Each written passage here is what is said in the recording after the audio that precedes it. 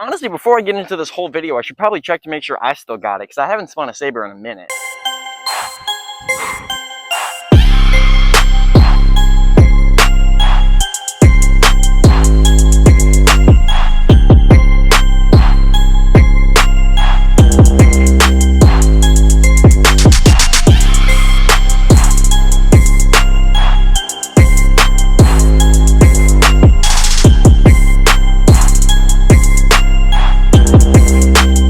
Hey, what up, I'm Miles, and welcome back. And in this video, we're going to be learning about lightsabers. If you've ever wanted to spin a lightsaber, this should be your one-stop shop video for how to get started. Let's say that you've wanted to spin a lightsaber for years. You've watched all these people do it online, and you've always wanted to be able to spin just like your favorite Jedi and Sith that you see in Star Wars. But every time you do, you smack yourself in the head or the back or the knee. Or maybe you throw a saber off into oblivion and you lose it forever. No matter what happens, at the end of the day, you have tried it, failed, and then given up. But I'm going to fix that. My goal for this video is to be your official step 1 into how to spin a lightsaber, bringing you into the saber spinning game and getting you just that much more ready for your step 2, 3, 4, beyond, all of that stuff. Now, to be frank with you, I've made plenty of videos like this. I've made videos going over lightsaber tutorials, I've made videos giving you basic lightsaber spins, and I've given you videos about the basics of lightsaber twirling. But I'm gonna do it again. Not really. This is kind of just a revitalized version of how to get into saber spinning. Kind of the things you need to know, the things you need to have, and basically just giving you a bit of a warm-up and some technical know-how before you get into more of those other videos. That being said, all those videos are gonna be linked down below. But without further ado, let's get into it. You guys said you wanted some more Star Wars. Oh my god. Wouldn't be a Miles video if I didn't drop something. You guys said you wanted more Star Wars content, and especially lightsaber content, so it's only right that I bring it out. And because it's such just a beautiful day out, it's only right that I put all those things together and give you a saber video. Just hit myself in the back of the head. Let's get into it. If you've clicked on this video, you are somebody who wants to spin a lightsaber, regardless of your technique, your skill level, what you know, what you don't know, and what you want to know. You are starting from ground 1, base level 0, and you want to spin a lightsaber. Maybe you have some experience, maybe you have no experience. But the fact remains is that anybody who clicked on this video wants to know how to go from never touching a lightsaber into actually getting pretty good with it before you can learn on to the more advanced things. The first thing obviously that you're going to need is a lightsaber, but you don't really need an exact lightsaber, because I know there's a bunch of you guys who are watching who just flinched when I said you need a lightsaber. Hold on. You don't really need an official lightsaber. What I'm spinning now is a cheap little $85 baselet. These things are like absolutely indestructible, and it's the one I use in all of my saber kind of spinning videos and tutorial videos. I just made a video about all of like my replica sabers. I would never really consider spinning those, especially in a video like this where I'm training you how to spin, because obviously, as you saw, I dropped this thing. And if I dropped Anakin's saber, I would probably cry. But the question does remain, what can you spin if you don't have a lightsaber? Well, obviously, the first thing is you can spin a actual cheap baselet lightsaber. If you have one of these, then great, you're already at step 1. If you don't have one but you want one, there's a bunch of different saber vendors out there that offer cheap little stunt sabers. All you need is a stunt baselet RGB saber. Go for the cheapest option they have. Don't get a super advanced or super technical hilt. All you need is something super basic like this, nothing fancy. A piece of metal to hold that has a blade that sticks out like that. But let's say that you're full Peter Parker broke mode and you don't want to spend $85. Totally understandable, because I can't really do that right now either. Well, then what can you spin? There's a couple different options you can do. You can obviously go to Home Depot and get a really cheap wooden dowel, roughly the same circumference of a lightsaber. All you really have to do is go find the dowel that you want, find the circumference that you want, grab it, and practice. Whatever works best for your hand is what's best for you. If you don't want a wooden dowel, because obviously hitting yourself in the back of the head with those hurts, you can also do a hollowed out PVC pipe. Not that that really doesn't hurt, but it just hurts slightly less than a wooden dowel. And if all else fails, just go into the forest and find a rather straight looking stick and you can start. The idea that you want to get behind is you want kind of a shape like this that you're holding that mimics a lightsaber, so that you can practice all of the basic moves and techniques of a lightsaber before you actually start holding the more expensive ones. Because obviously if I handed you like a $600 Darth Maul lightsaber and I told you to spin it on day 1, you would probably choke. So that's step 1 down, is get something to spin. It doesn't necessarily have to be a lightsaber, it just has to be something. Step number 2 is kind of get those first day jitters out of the way and get comfortable with it. I'm not going to have you be doing any spins quite yet. All I want you to do is have whatever you're holding in your hand. From this point forward, I'm just going to call it a saber, but if you have a PVC pipe, a wooden dowel, a metal pipe, a stick, whatever it is, it's going to apply. But I'm just going to call it a saber because I don't want to say all 4 of those words every single time. The first thing that you want to do is just have your saber in your hand and get comfortable using it. Get comfortable holding it and try to figure out what you're most comfortable with. If you're left-handed, obviously that's your primary. If you're right-handed, that's your primary. If you're ambidextrous, then you're just cheating. But the point is that you want to be comfortable using both hands. So do a couple things. First and foremost, do the first thing I'm doing is toss the saber between hands. That should be your first exercise, is just to toss the saber between hands. And if you notice, I'm not looking at the saber at all. In fact, I can look up like this and still know where the saber is going to be at any given point. To get kind of some good practice with this, you can just start by handing your saber off to one hand from the other, and then just slowly start increasing the gap between your hands to the point where you're throwing it all the way across your body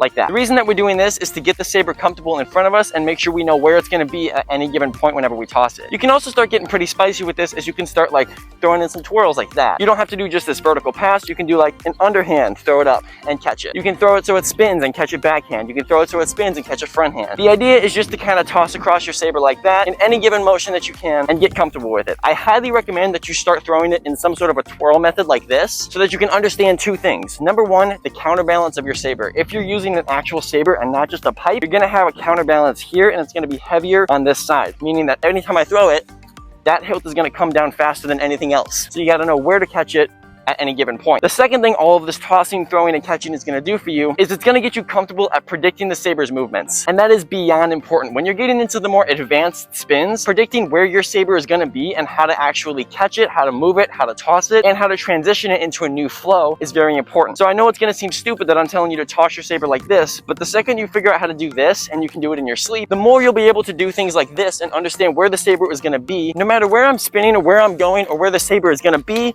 I understand where it is because I practice so much doing this. That's kind of the idea of doing those basic transition moves like that, is because you understand where your saber is going to be and how to avoid it hitting you. And all of that is learned from just tossing it like that. The second exercise we're going to do is the same exact thing, is we're just going to pass the saber around us like this without looking at where it's going. You can spin the saber any way you want. You can keep it vertical like this the whole way through. You can keep it down like this the whole way through. Or you can do my favorite one, is you can just toss between and have it rotate no matter what. You see how it's rotating in different forms every single time? Get comfortable with that flow and get comfortable with how your wrist is moving because of it. And again, the biggest part is to be able to do this without looking. Obviously, you want to do it in both sides. You want to make sure you're practicing going around in both directions. So again, that's one of the stupid things that we're doing to get comfortable with where the saber is going to be. Now our last exercise, and now I promise this is the last stupid one we're going to do before we move into actual moves, is we want to walk with our saber. I know it sounds stupid, but trust me. I say in a lot of my saber videos, pretty much every single one of them, that you need to treat the saber as if it's part of your body. What I mean by this is you can't be afraid of your lightsaber when you're spinning. Whenever somebody is spinning a lightsaber, you can tell the first move they do if they're afraid of getting hit. Obviously, yes, a lightsaber is going to hurt if you get hit by it. Ow. But there's a difference between getting hit with a lightsaber and being afraid to get hit, especially with your own. If you're spinning a lightsaber and you're afraid to get hit, you're going to be able to tell in your movements, because you're going to be so wooden like this, afraid of where the lightsaber is and watching the saber the whole time, that you're never going to be able to get a flow down and do something cool. The idea is to be so fluid with your own saber that you know where it's going to be and you're not afraid of it hitting you because you trust yourself enough to not let it hit you. Obviously, the first two exercises train us into doing that, of knowing where the saber is going to be and practicing how to accommodate for that. But our third exercise kind of teaches it to you the best because it's so natural. I just want you to put the saber down and walk normally. You can walk forward, you can walk backward, you can spin around and walk, all that stuff. Notice how my arms moved with my body. No matter where I was going, my arms naturally wanted to move with my body. If I'm spinning, they spin with it so they don't crash into me. Now I want you to do the same thing, but with your lightsaber. You can walk in any position. You can have it down like this, you can have it up like this, you can have it to the side like this, you can point it like this. No matter what you want to do, but when you walk with it, you want to walk and make sure you don't hit yourself with it. It sounds like common knowledge, but it's not. There's a lot of times where I see people, with the second they pick up a saber, they start kicking it like this because they're not aware of the fact that the saber is now part of you. They're treating the saber as if it's an extra piece and they're not accommodating the rest of their body for it. The second you pick up a lightsaber, the rest of your body needs to move to accommodate whatever movements you're moving with that saber. So when you walk, you can practice a couple different things. You can see how I just walked forwards and backwards, and my saber never stayed in the same spot. It was swaying back and forth like this. Sometimes I would throw in a twirl, sometimes a figure eight, sometimes an Aniobi. All of these little things that I'm throwing down, but the saber never hit me once. Now, if you know a couple spins, you can kind of get fancy with this. You can walk around and do your basic spins without hitting anything, and you can be very natural with it. Speaking of which, you probably want to learn a couple basic spins. Let's teach you the core essentials of lightsaber spinning so that you know what to do when you're moving into the more advanced ones. Again, these are just super basic for anybody to learn. But before we move into that, make sure you got those 3 exercises down. Understand how to toss the saber and know where it's going to be. Rotate it around your body and again, know where it's going to be. And walk with the saber and know where it's going to be.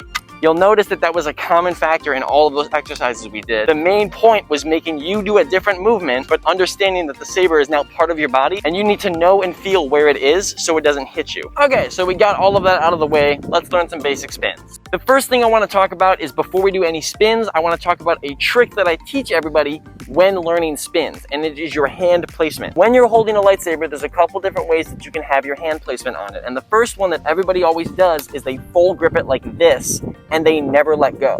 That's a problem. If you never let go of those 3 fingers down there, all of your movements are going to be stiff and you're never going to get full wrist movement. You want to be able to fully move your wrist without moving the rest of your body. It needs to move independently like that. And the way you do it is by quickly dropping those 3 fingers at the bottom of your hilt every single time you do a spin. Every single time I do a spin, whether it's a basic twirl like this, a figure 8 like that, or an Annie-Obi like that, or even more advanced spins where I'm moving around like a madman, every single time my 3 fingers drop.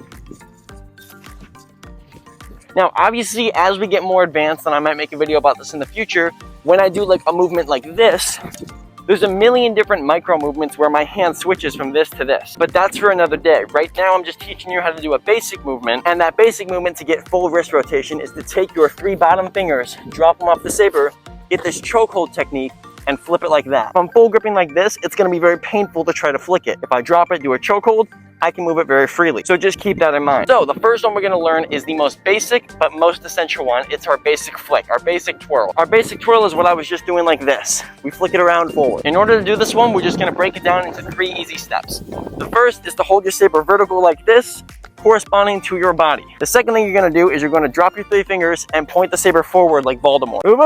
So step 1, step 2.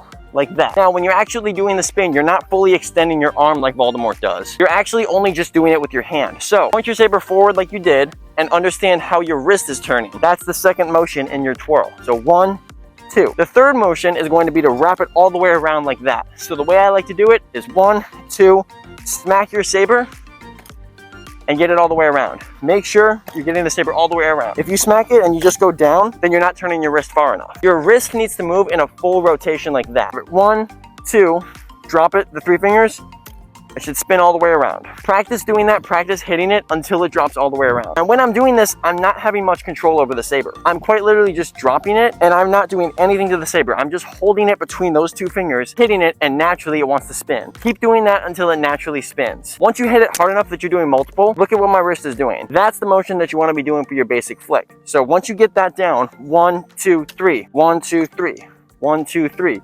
Then just stop tapping it. 1, 2, 3, 1, 2, 3. And then it's not even 1, 2, 3 anymore. It's just 1. It's just 1, like that. 1. And then for a secret trick that I'll teach you is to make it go a little bit faster. Those 3 fingers that I said to drop at the beginning, when you're spinning it around, use those 3 fingers to tap it. So like 1, tap, flick, flick, flick, flick. Every time I go around, those 3 fingers that never touch the saber, flick the saber like that. So instead of just keeping my 3 fingers off the whole time, I'm using them to flick the saber forward like that. Now the same thing is going to apply for the reverse flick of you just did it forward like that. Do the same thing but backwards like that. Keep it vertical, smack it back, it's going to fall like this. Push the hilt up to get the motion down, and then when you feel like you're stuck like this, just go back into your Voldemort pose and then back up to stage 1. So flick it like that. Flick it, Voldemort like that.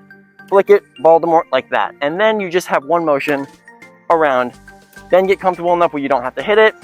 Flick it, and then every time you want to speed up on this one, you can't use your 3 fingers to tap because you're going the other direction. For this one, you need to just flick your wrist a little faster. So as you're moving it, you'll feel a different motion. You're kind of like doing this, like you're smacking something that's above you. Just do it way faster. So we got those 2 down. We got our basic flick, we got a reverse flick. Practice those until you can do them in your sleep, because the second you get those 2 down, every other move is going to be a piece of cake. Next move we're going to do is super important in terms of knowing where the saber is going to be on our body. So those 3 exercises we did at the beginning are going to come back into play here. This move is called the figure 8, and the point of this move is to understand that your saber has to hit both points in your body without ever touching your body. The figure 8 move goes like this.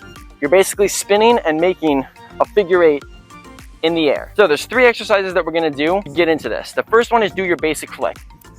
Like that. Do a 1, just like that. Then switch over to your other side and do a basic flick. You're gonna notice it's gonna be a bit harder, but you can still do it.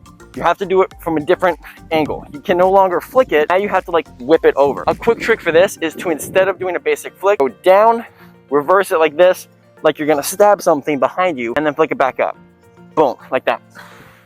But make sure it always stays vertical. When you're doing these exercises, it's most important to keep your saber as vertical as possible. Like this, and like that. This one's gonna feel super unnatural, and that's for a reason. I'll explain that in a second. The third exercise I want you to do is point your saber forward, again like Voldemort. Pretend you're on Disney Channel and you're trying to spell out a figure 8. So basically just write out a figure 8, like there's sand in front of you and you're trying to spell it onto the sand. Now, when you do this, flip your saber vertical, try it again.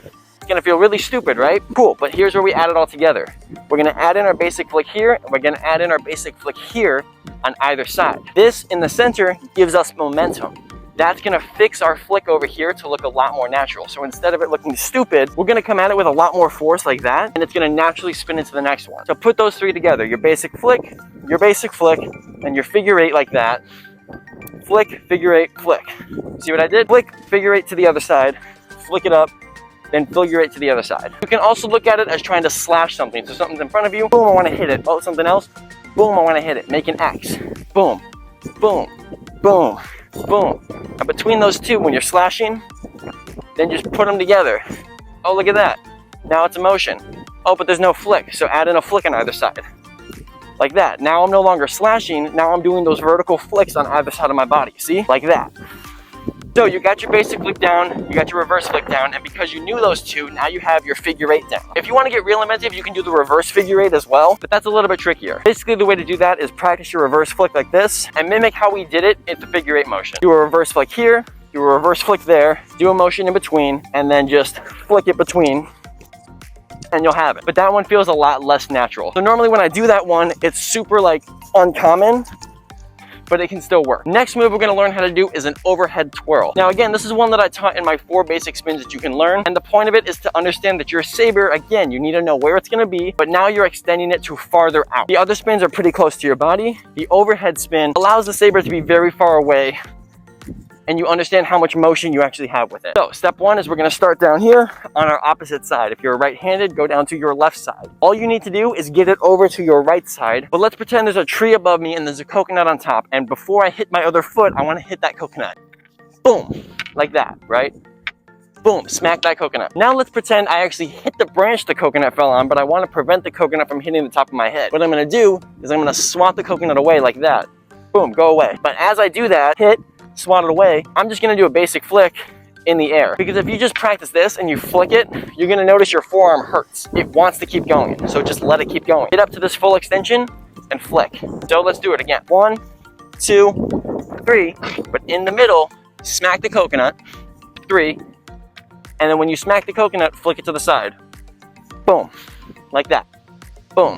Now on your way back, you wanna do the same thing. 1, 2, 3, but on your way back, you're going in reverse. So instead of flicking vertical, you want to flick more horizontally to prevent the next coconut from falling on you. Like, oh no, it's going to hit me. Boom.